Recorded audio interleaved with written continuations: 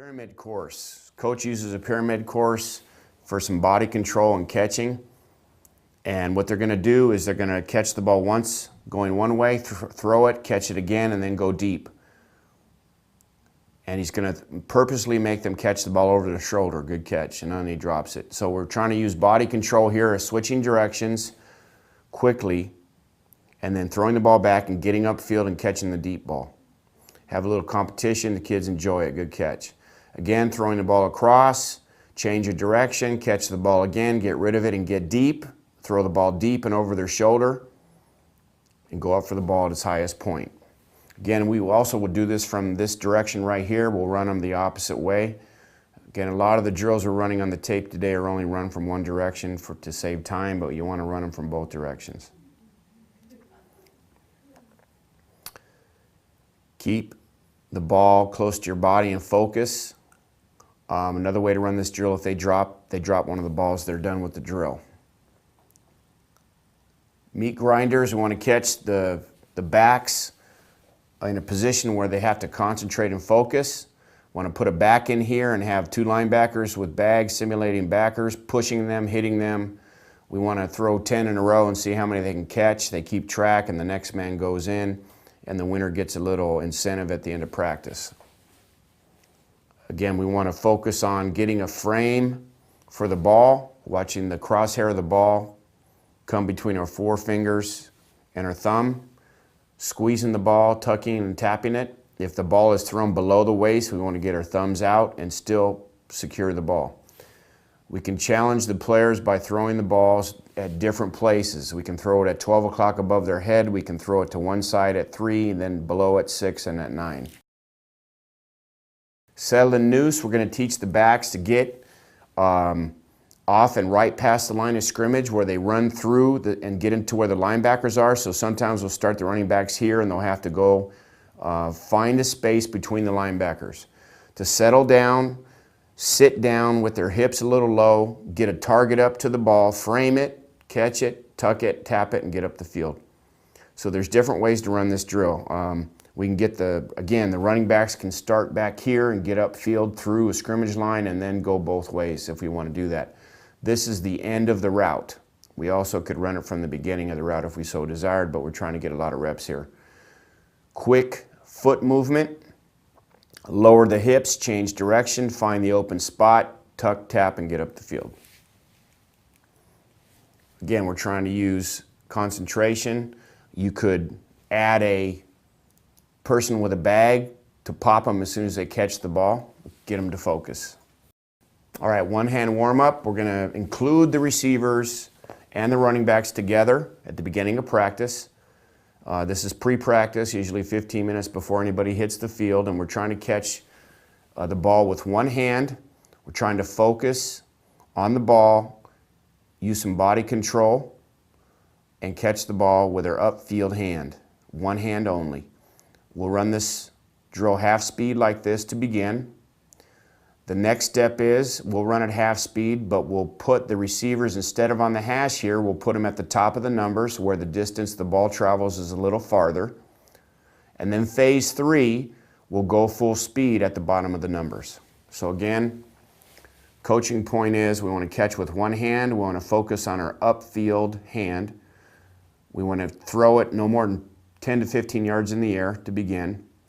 They're on the hash, and then we move them out to the top of the numbers where it's a little farther, and then we move full speed.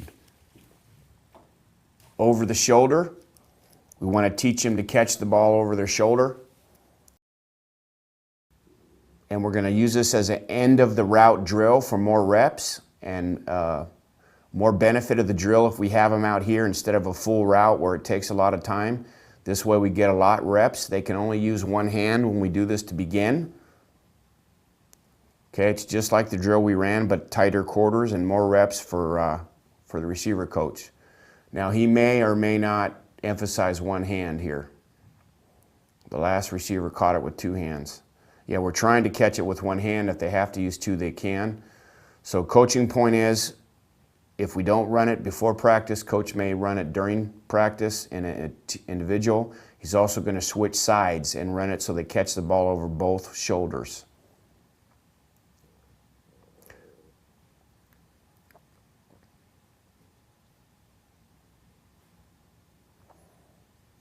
If we want to make this a little bit tougher, we could add a defender here with a bag and have them swing at him a little bit and hit him in the midsection with a bag and concentrate on ball security.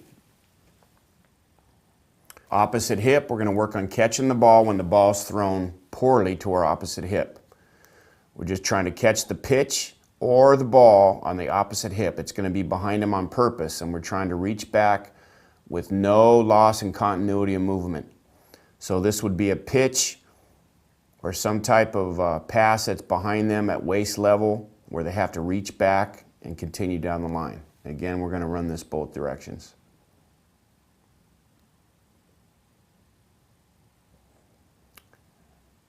This phase is the teaching phase. It's going very slowly. We would want to incorporate the quarterback in this as well for teaching purposes only, and go full speed and have the ball pitched behind him on purpose.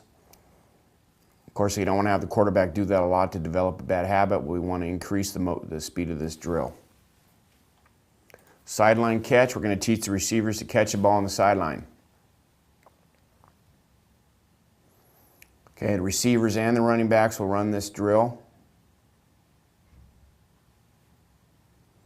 And we're trying to get them to come under control and drag their feet. Now, once in a while, we can also have them try to go up the sideline. There's a good toe drag that we used with the receivers.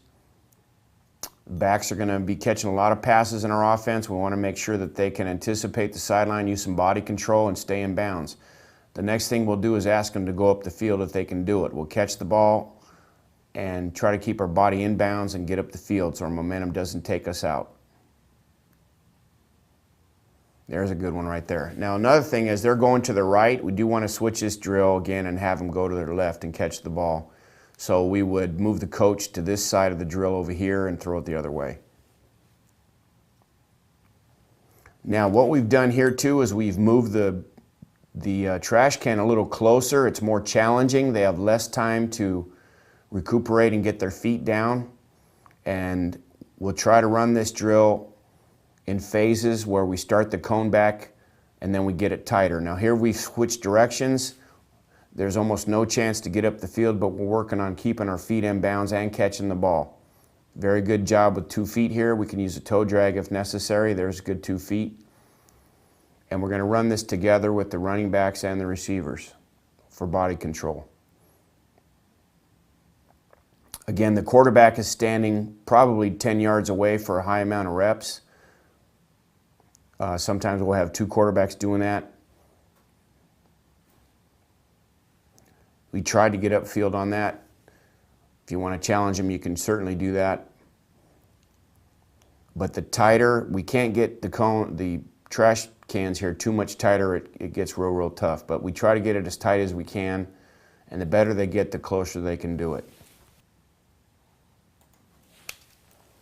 We're going to work some blocking drills here. We have 5 of them. The first one in the progression is called a strike drill. We have to learn how to strike on linebackers. So we're going to get on our knees and isolate body parts and learn to strike up and in. Up and in and extend our hips. Strike and extend. And this would be a linebacker coming on a blitz. We have to learn to stay low, get our hips down lower than the linebacker, to strike with the inside part of our hands and extend. Again, we're going to switch. Get in a hitting position. This is a recoiled football position. We're isolating the upper body. We're trying to strike and extend. The next phase is the extension phase. We're going to emphasize the extension, and we're going to actually be in a stance now instead of on our knees. So now we're in a football stance. Okay, running back stance, and we're coming up and extending and blocking. And we're simulating a blitz drill where the linebacker's coming and we have to hit and extend and use our hips, stay lower than the linebacker. Finish drill would be the next in the blocking progression, okay, where we're going to finish the drill. We're going to start from a 2-point stance and we're going to drive. We're going to place our hands and strike inside of the frame, and we're going to drive with a wide base. We're not going to absorb the blow. Once we strike, we're going to finish. So we've worked on our knees, we've progressed to 3-point, and then we're going to a 2-point stance. We're going to strike and finish. Another coaching point is we want to make sure that we're always going inside out. So if the quarterback's inside, they're going to drive and have a little angle driving them outside, driving them a little bit outside. They're going to always strike from inside out, protecting the quarterback. Another thing you may do is you can use pipes or boards at an angle here to have them go outside.